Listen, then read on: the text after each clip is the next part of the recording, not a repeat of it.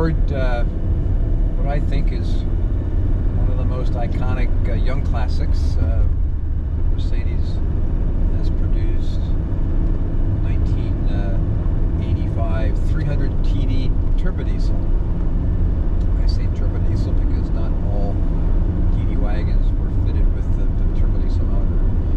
This is an 85. It's the last year of production for the car, and it happens to be a European model, so it's a little different spec than the U.S. cars. U.S. cars are definitely hip. Any 123 wagon is a pretty hip car nowadays, but this car just might be a little bit hipper because of its European appearance. It still has its original small, tidy European bumpers front and rear, and it has instead of the bunt-style alloy wheels that 99% of the U.S. TD wagons had, this has the classic stamped steel wheel with the traditional painted wheel covers. So it gives the car certainly a more classic look about it. It's an interesting car. It's in quite a nice color combination, nautical blue, this pretty dark blue metallic, with the European style blue MB-Tex combination with blue cloth, the patterned cloth interior, which was very common in Europe. It shows about 138,000 miles, which are largely correct. The car came in as almost a new car. May 1985, it was imported to Arizona, and the federalization took place, and the car ended up on the road latter part of 85. So almost a one-owner car up until my client bought it in 2022.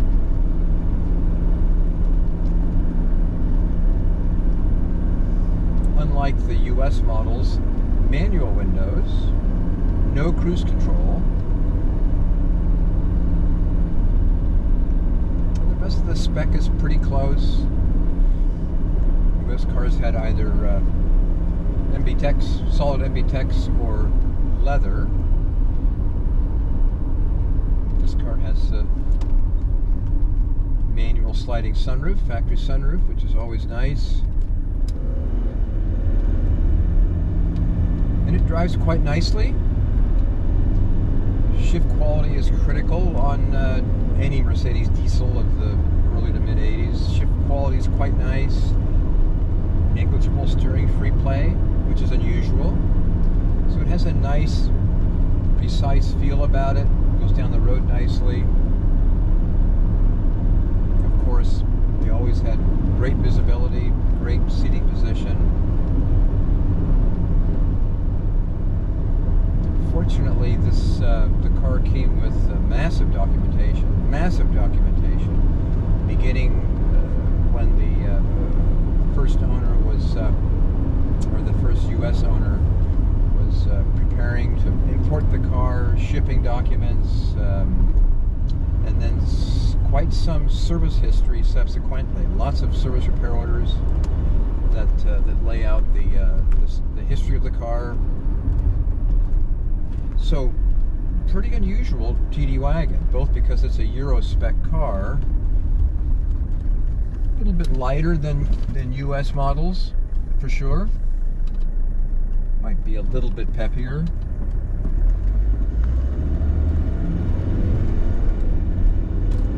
But it's all about the look. It has the Euro cars with the original design and bumper structure. They look a little bit cooler than the US cars. Good power.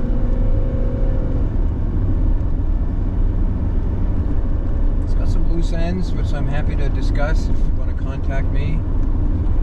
Be sure and look at all the pictures I took. I took lots of pictures of all the nooks and crannies, just trying to illustrate the car as best I can, so any potential buyer understands what he or she are going to get. Very nice on the road, just a comfortable cruiser. Goes down the road beautifully. always hip, always hip. You got to be ready to get quite a few thumbs up as you drive your 123 wagon around town. Always a hip car. My client also sourced a third seat, so this is a car that has a third seat. He bought a third seat, correct blue interior color, but leather. So there's a leather third seat that comes with the car. Loose, it hasn't been installed yet, so that comes with the car.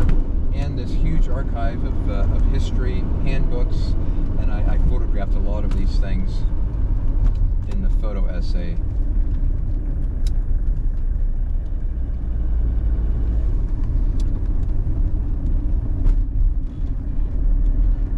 And don't hesitate to contact me if you have any questions about the car. I know the cars really well, so don't hesitate to drop me a note. You can use the contact seller links on the auction.